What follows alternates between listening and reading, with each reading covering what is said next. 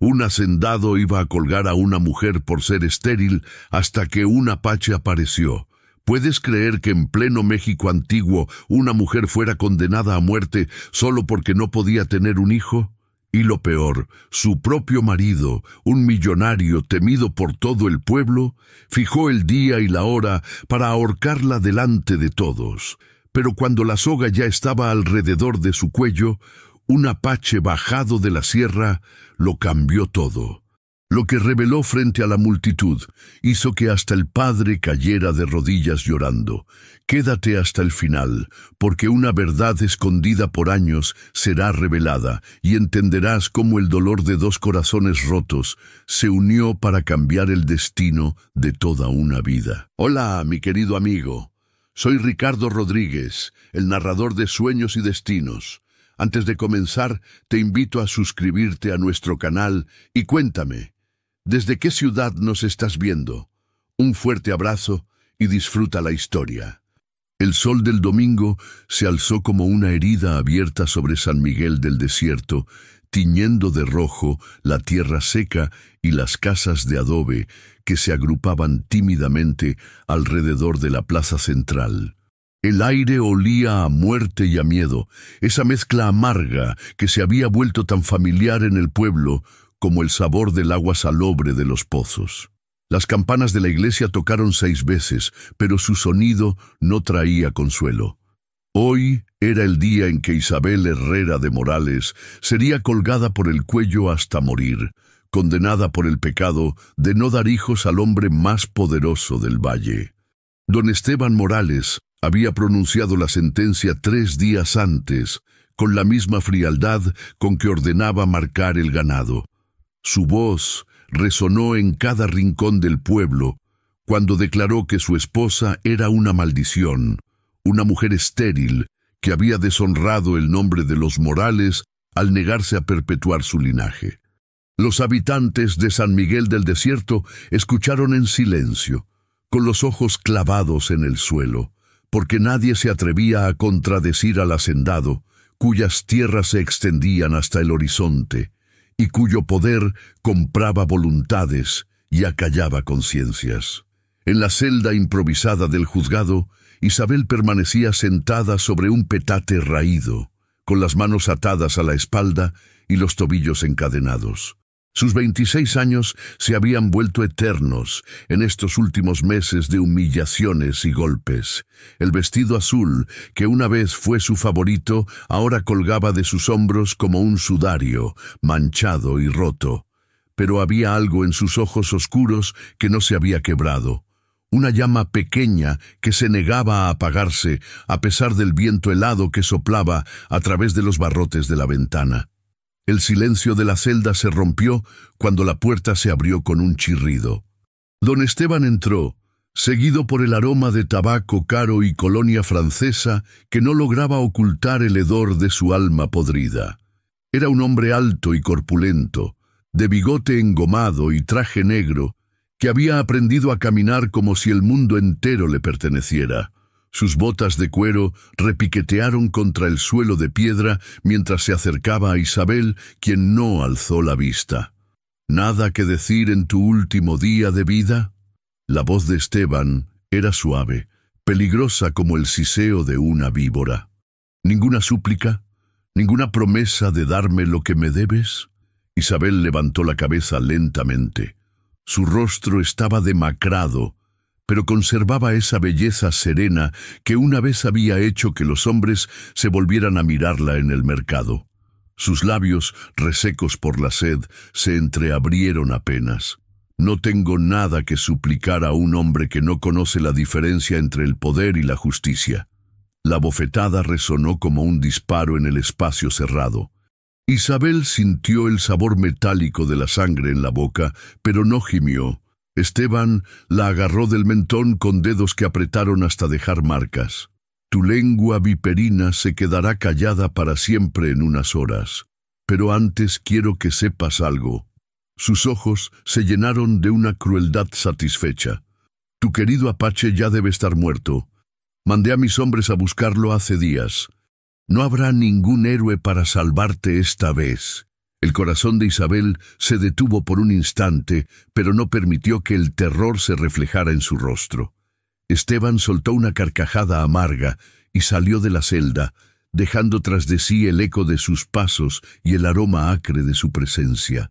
Sola otra vez, Isabel cerró los ojos y permitió que su mente viajara hacia atrás, hacia un tiempo cuando la esperanza no era una palabra prohibida y cuando el amor tenía nombre y rostro, hacia Nantán. Había sido en el mercado de Santa Elena 5 años atrás, donde Isabel vio por primera vez al hombre que cambiaría su destino. Él estaba de pie junto a un puesto de maíz, con las manos morenas, sosteniendo una mazorca como si fuera algo precioso. Era más alto que la mayoría de los hombres del pueblo, de hombros anchos y caderas estrechas, con el cabello negro atado en una coleta que le caía entre los omóplatos. Su piel era del color de la tierra después de la lluvia, y cuando sus ojos se encontraron con los de Isabel, ella sintió como si algo dentro de su pecho despertara después de un largo sueño. Nantán pertenecía a una de las pocas familias apaches que habían logrado establecerse pacíficamente en la región, viviendo de la agricultura y el comercio en lugar de las incursiones que habían caracterizado a su pueblo en décadas anteriores. Su padre había muerto defendiendo sus tierras de los soldados mexicanos, y su madre, ya anciana, dependía de él para sobrevivir.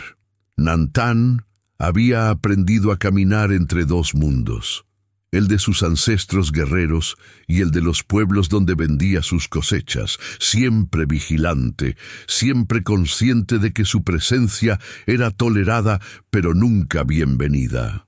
Ese día en Santa Elena, cuando Isabel se acercó a su puesto con la canasta de mimbre vacía y el corazón acelerado, Nantán le habló en un español cuidadoso, teñido por el acento de su lengua materna. «¿Cuánto maíz necesita, señorita?» La voz era profunda, cálida como el fuego en las noches de invierno. Isabel se quedó sin palabras por un momento, mirando las manos de él mientras pesaban el grano en una pequeña balanza de latón. Tenía cicatrices en los nudillos y una marca de cuchillo que corría desde la muñeca hasta el codo izquierdo. Recuerdos de una vida que había tenido que defenderse constantemente. «Todo lo que pueda cargar», respondió finalmente, y al escuchar su propia voz, notó que sonaba diferente, más suave, como si algo dentro de ella se hubiera aflojado. Nantán alzó la vista y la estudió con curiosidad. Isabel llevaba un vestido sencillo de algodón verde, desteñido por tantos lavados en el río, y su cabello castaño estaba recogido en una trenza gruesa que le colgaba sobre el hombro derecho. No era la más hermosa de las muchachas del pueblo, pero tenía algo en los ojos, una intensidad tranquila que la hacía destacar entre las demás. «¿Viene de muy lejos?», preguntó él, mientras llenaba la canasta con mazorcas perfectas, seleccionadas una por una. «De San Miguel del Desierto. Mi padre tiene tierras allá». Isabel no sabía por qué le había dado esa información a un extraño, pero las palabras salieron naturalmente, como si hablara con un viejo amigo. «Conozco ese lugar. La tierra es buena, pero el agua es escasa». «Sí», murmuró Isabel, sorprendida por lo mucho que este hombre sabía sobre su región. «Este año ha sido especialmente difícil». Nantán asintió mientras cerraba la balanza y anotaba el peso en un pedazo de papel arrugado. Sus dedos rozaron los de Isabel cuando le entregó la canasta, y ambos sintieron una corriente eléctrica que los hizo retroceder ligeramente. «El maíz es bueno», dijo él, tratando de llenar el silencio que se había vuelto demasiado denso. «Lo cultivo en las montañas, donde todavía hay manantiales». «¿En las montañas?», Isabel frunció el ceño. «¿No es peligroso vivir tan lejos del pueblo?». Una sonrisa apenas perceptible cruzó el rostro de Nantán. «Todo es peligroso para los que somos como yo, pero en las montañas al menos puedo ver venir el peligro desde lejos». Isabel entendió inmediatamente a qué se refería. Los apaches no eran bienvenidos en ningún lugar, ni siquiera aquellos que habían elegido el camino de la paz. Siempre serían vistos con sospecha, siempre estarían a una acusación de ser expulsados o algo peor. «Lamento que sea así», dijo ella en voz baja. Nantan la miró con sorpresa. No era común que la gente del pueblo expresara simpatía por su situación. La mayoría fingía no verlo, o lo trataba con la frialdad cortés que se reservaba para los perros callejeros. «No necesita lamentarlo. Es como es, pero no como debería ser». Esas palabras se quedaron flotando entre ellos como una promesa. Isabel pagó por el maíz y se despidió con una inclinación de cabeza, pero durante todo el camino de regreso a casa no pudo quitarse de la mente la imagen de esos ojos oscuros que parecían ver directamente hasta su alma. Fue el inicio de un cortejo secreto que duró 2 años. Isabel encontraba excusas para ir a Santa Elena cada semana, siempre los días de mercado, siempre al puesto de Nantan. Al principio hablaban solo de cosechas y clima, pero gradualmente comenzaron a compartir historias, sueños, miedos. Nantan le contó sobre su infancia nómada, sobre las tradiciones de su pueblo que se desvanecían como el humo en el viento. Isabel le habló de su vida en la hacienda de su padre, de los libros que leía a escondidas, de su deseo de conocer el mundo más allá de los límites polvorientos de San Miguel del Desierto. Un día de octubre, cuando las hojas de los pocos árboles del valle comenzaban a amarillear, Nantan la esperó fuera del mercado con 2 caballos. Sin explicaciones, la ayudó a montar y la llevó a las montañas, por senderos que solo él conocía, hasta llegar a un claro donde brotaba un manantial cristalino rodeado de flores silvestres. «Este es mi lugar», le dijo mientras desmontaban. «Vengo aquí cuando necesito recordar que el mundo todavía puede ser hermoso». Isabel se acercó al agua y se arrodilló para beber de sus manos ahuecadas. El líquido era frío y puro, tan diferente del agua turbia de los pozos de su pueblo. Cuando alzó la vista, Nantan estaba sentado en una roca plana, observándola con una expresión que ella nunca había visto antes. «¿Por qué me trajiste aquí?», preguntó. «Porque ya no puedo pretender que esto que siento por ti es solo amistad». Las palabras salieron de él como si hubieran estado presas durante mucho tiempo. Isabel sintió que el corazón se le aceleraba hasta casi salírsele del pecho. «Nantan, sé que es imposible. Sé que tu padre nunca nos daría su bendición. Sé que mi pueblo y el tuyo han sido enemigos durante generaciones. Pero también sé que cuando te veo, el mundo tiene sentido de una manera que nunca antes tuvo».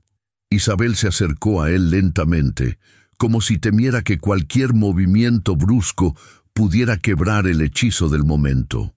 Cuando estuvo lo suficientemente cerca para tocar su rostro, alzó la mano y trazó con el dedo la cicatriz que le cruzaba la mejilla izquierda.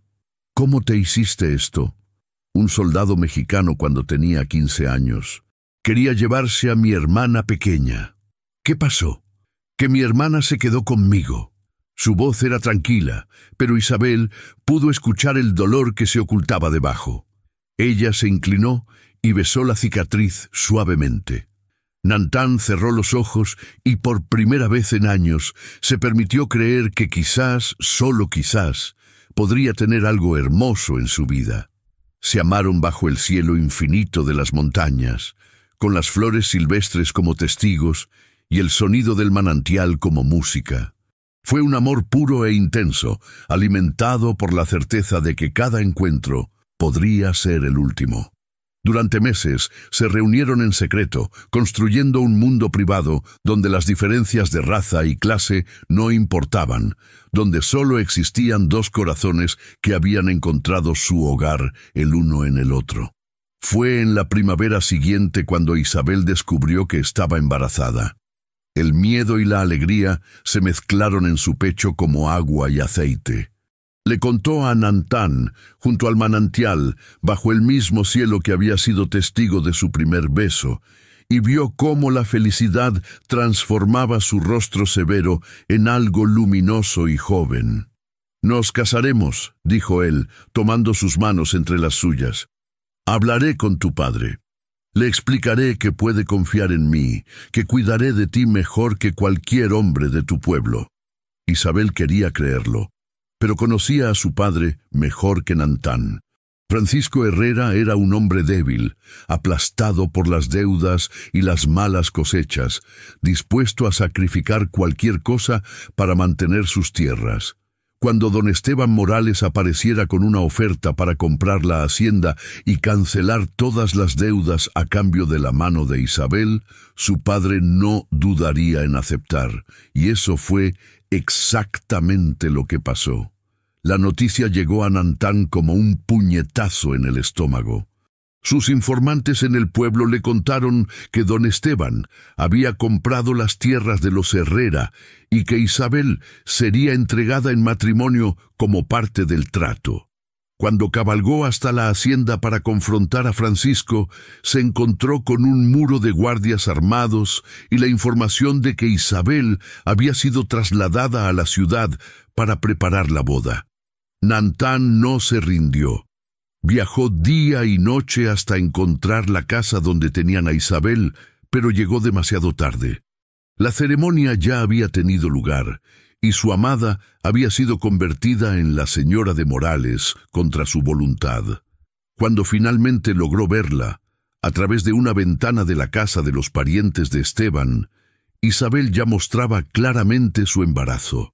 Sus ojos se encontraron por un instante eterno, y en esa mirada Nantán vio todo el dolor del mundo. Intentó acercarse, pero los guardias de Esteban lo golpearon hasta dejarlo medio muerto en un callejón. Cuando despertó días después, en la choza de una curandera que se apiadó de él, le dijeron que los Morales ya habían regresado a San Miguel del Desierto. Nantán pasó meses recuperándose de sus heridas, no solo las del cuerpo, sino las del alma. Cuando finalmente pudo viajar, se dirigió a San Miguel con la intención de luchar por Isabel, pero lo que encontró lo destrozó. Le dijeron que la esposa de don Esteban había perdido un hijo al nacer y que ahora vivía recluida en la hacienda, enferma de tristeza. Nantán trató de acercarse a la propiedad varias veces, pero la vigilancia era férrea, y su presencia en el pueblo ponía a Isabel en peligro. Con el corazón roto pero no vencido, regresó a las montañas para cuidar de su madre enferma y tratar de reconstruir su vida. Pero nunca dejó de amar a Isabel, y nunca dejó de preguntarse qué había pasado realmente con su hijo. Los rumores de que el bebé había muerto no lo convencían. Conocía la crueldad de Esteban, su obsesión con el linaje y el honor.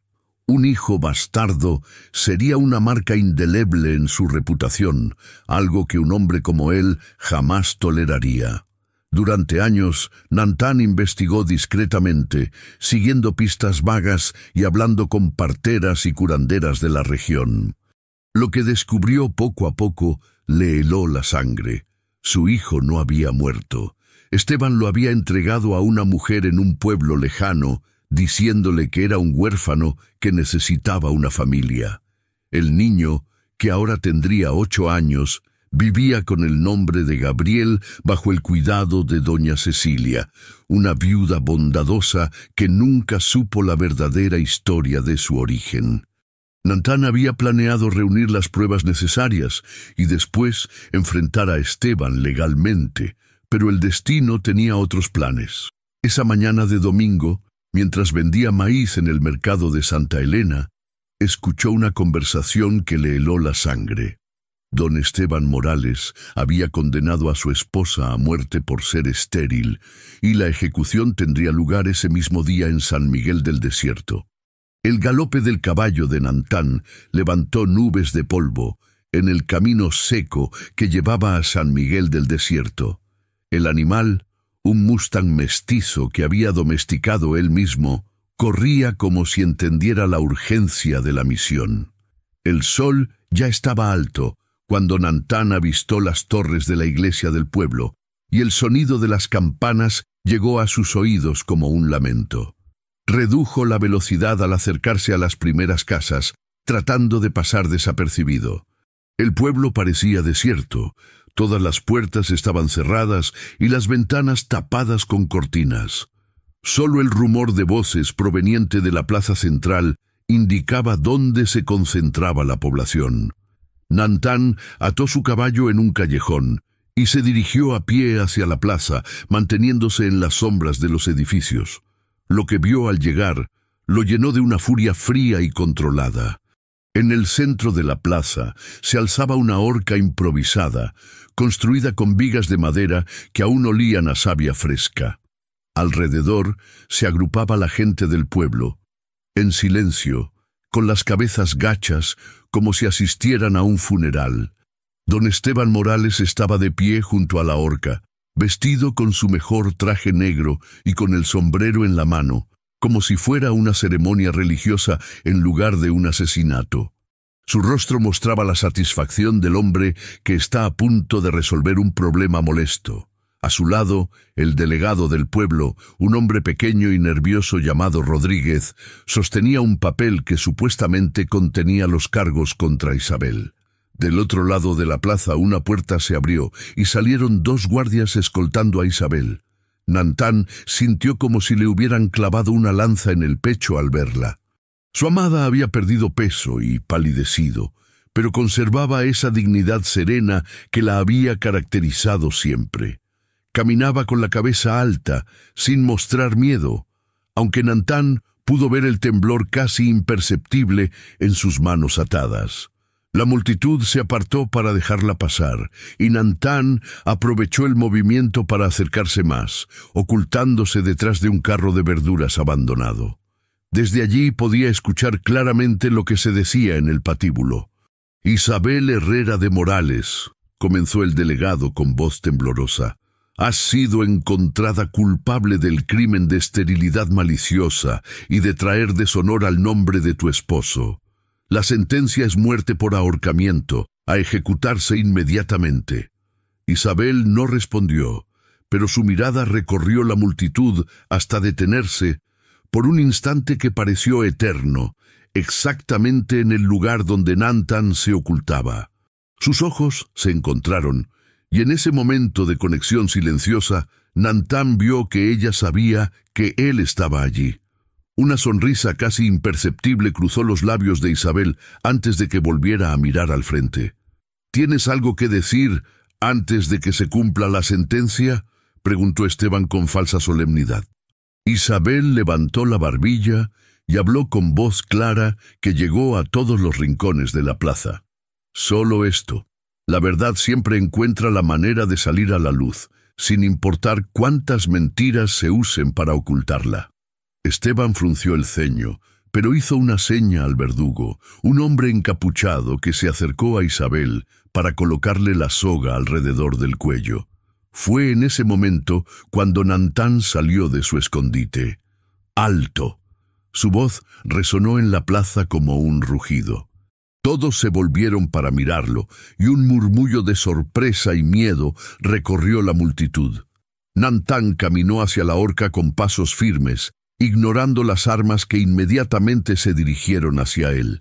«Nadie va a mover un dedo hasta que yo termine de hablar», declaró, y algo en su tono hizo que incluso los guardias de Esteban dudaran. Don Esteban palideció al reconocerlo. «Dispárenle. Es el apache que ha estado molestando a mi familia».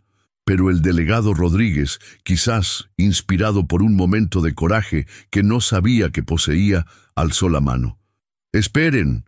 Todo hombre tiene derecho a hablar antes de una ejecución. Es la ley».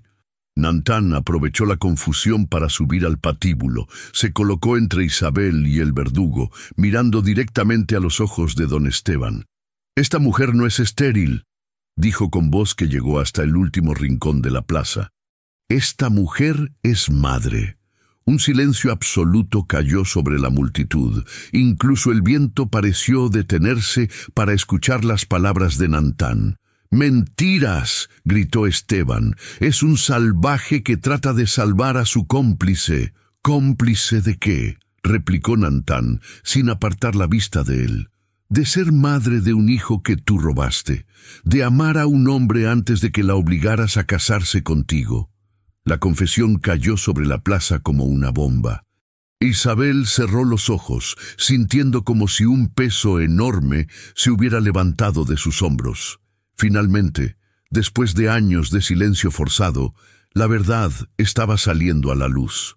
«El hijo que esta mujer tuvo no murió como él les dijo», continuó Nantán, señalando a Esteban con un dedo acusador. «Él lo entregó a una familia en otro pueblo para ocultar la deshonra de haberse casado con una mujer que ya estaba embarazada». El rostro de don Esteban se había puesto rojo de furia, pero por primera vez en años Nantán pudo ver algo más en sus ojos: miedo. El hacendado sabía que si la verdad salía completamente a la luz, su reputación quedaría arruinada y su poder se desmoronaría como un castillo de arena. «Todos son mentiras», rugió, desenvainando su pistola. «No voy a permitir que un apache destruya mi honor con sus calumnias». Pero antes de que pudiera disparar, una voz anciana se alzó desde el fondo de la multitud. «No son mentiras». Todos se volvieron para ver quién había hablado. Era una mujer mayor, vestida de negro, que se abría paso entre la gente con dificultad. A su lado caminaba un niño de unos 8 años, con el cabello negro y los ojos oscuros de su padre, pero con los rasgos delicados de su madre. «¡Gabriel!». El grito desgarrado salió de la garganta de Isabel sin que pudiera controlarlo. Sus rodillas se doblaron y solo las cuerdas que la sostenían le impidieron caer al suelo. Doña Cecilia, porque era ella quien había traído al niño, subió trabajosamente al patíbulo. Sus ojos, aunque nublados por la edad, brillaban con una determinación férrea. «Don Esteban Morales», dijo con voz que temblaba, pero que llegó clara a todos los oídos. «Hace 8 años usted vino a mi casa con este niño recién nacido. Me dijo que era huérfano, que sus padres habían muerto de fiebre, y me pagó para que lo criara como propio». La multitud contuvo la respiración. Esteban trataba de hablar, pero las palabras se le atoraban en la garganta. «Pero anoche», continuó doña Cecilia, «una india vieja del mercado me contó la historia de un guerrero apache que andaba buscando a su hijo perdido. Me describió a la madre, una mujer joven de ojos tristes que había sido obligada a casarse con un hombre cruel. Cuando vi a esta pobre criatura aquí en la horca, supe inmediatamente quién era». Gabriel, que había estado escuchando con los ojos muy abiertos, rompió a correr hacia Isabel. «¡Mamá! ¡Eres mi mamá de verdad!». Nantán cortó las cuerdas que ataban a Isabel con su cuchillo y ella cayó de rodillas para recibir a su hijo en los brazos. El abrazo fue tan intenso que pareció que nunca más volverían a separarse. Las lágrimas que Isabel había contenido durante 8 años finalmente brotaron sin control, mezclándose con las del niño que la abrazaba como si temiera que fuera a desaparecer. «Mi niño», murmuró Isabel entre sollozos, «mi querido niño. Nunca dejé de buscarte, nunca dejé de amarte». La multitud, que había permanecido en silencio por el shock, comenzó a murmurar. La gente se empujaba para ver mejor y en sus voces se podía escuchar la indignación creciente. Don Esteban había perdido todo su poder en cuestión de minutos. Ya no era el hacendado respetado, sino el hombre que había separado a una madre de su hijo y que había estado a punto de asesinar a una mujer inocente. «¡Arréstenlo!», gritó alguien desde la multitud. «Es un criminal, un secuestrador». El delegado Rodríguez, embriagado por su momento de valor, se dirigió hacia Esteban. «Don Esteban Morales queda arrestado por los crímenes de secuestro, falsificación de documentos e intento de asesinato». Esteban miró a su alrededor, buscando el apoyo de sus guardias, pero se encontró con que éstos habían comenzado a retroceder.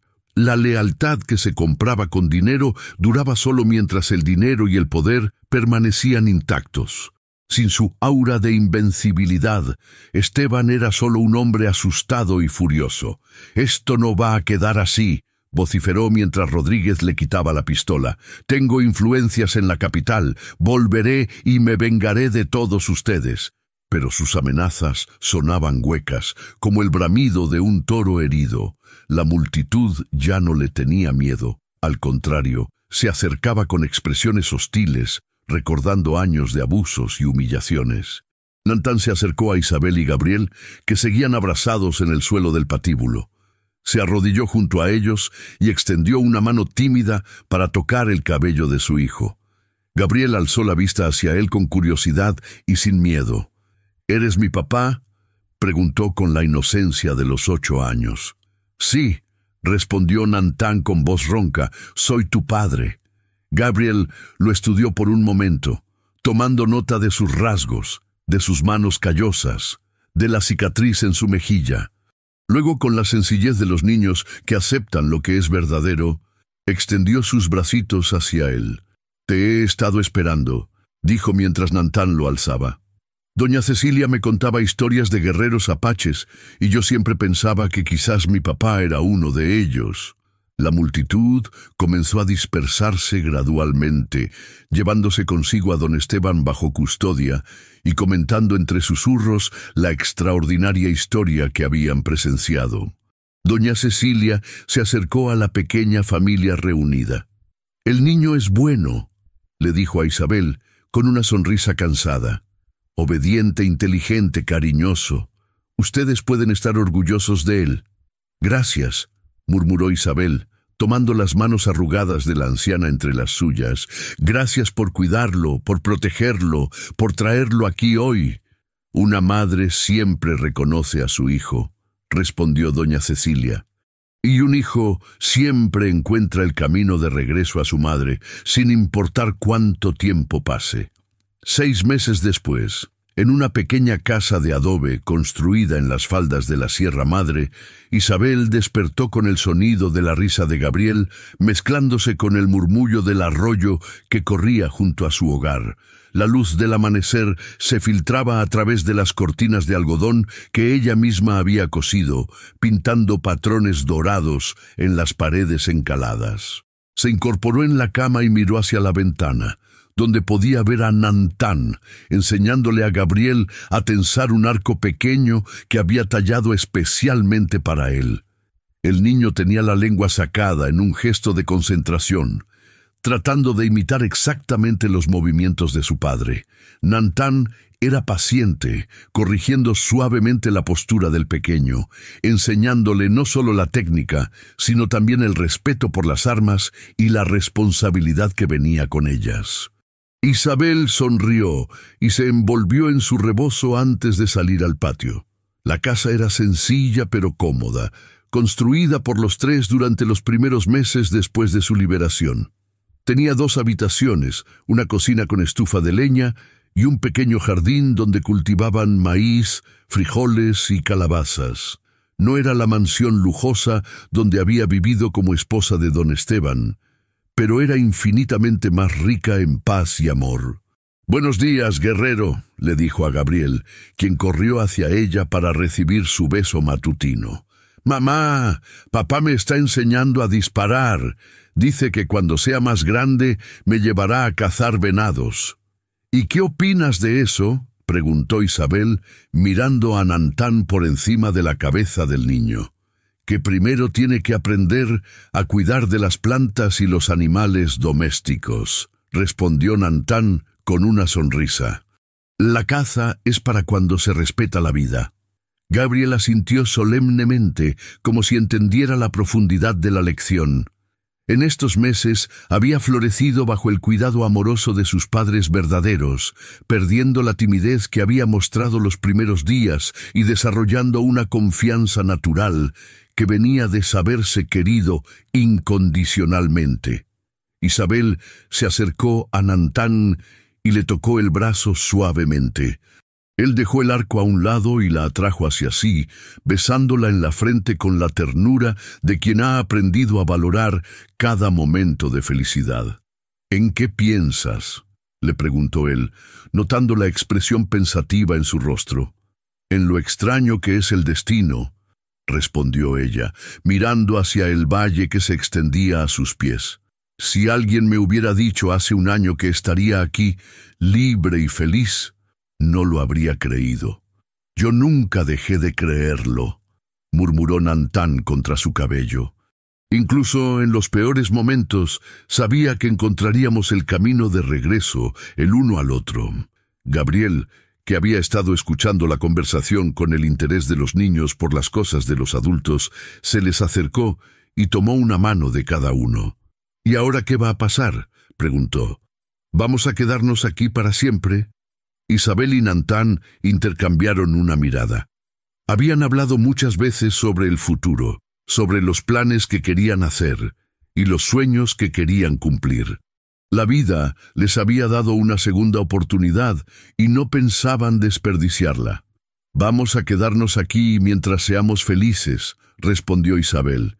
«Y después, quién sabe, quizás viajemos a ver el mundo. Quizás construyamos una escuela para que otros niños puedan aprender a leer. Lo que sea que hagamos, lo haremos juntos».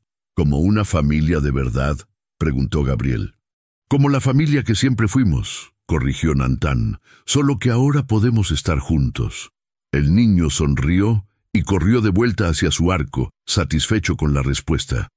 Isabel y Nantán se quedaron abrazados, viendo cómo su hijo practicaba los movimientos que le habían enseñado, su pequeña figura recortada contra el cielo infinito de las montañas.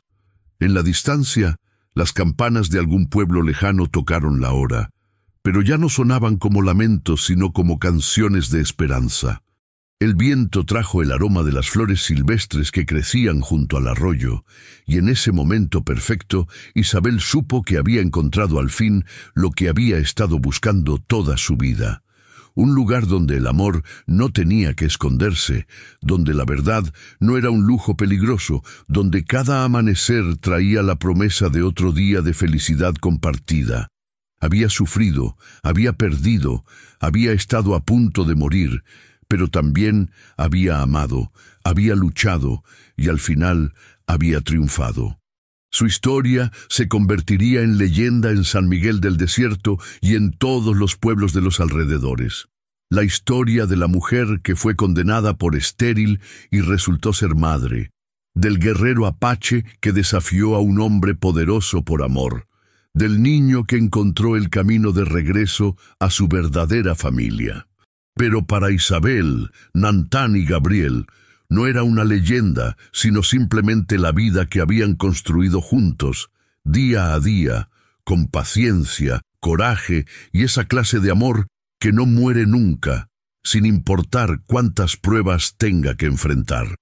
El sol subió más alto en el cielo azul e infinito, iluminando el pequeño hogar en las montañas donde 3 corazones latían al unísono, libres al fin de vivir la verdad que siempre habían sabido, que el amor verdadero siempre encuentra la manera de triunfar, y que la familia no se define por las leyes o las costumbres, sino por los lazos invisibles que unen a las almas destinadas a estar juntas.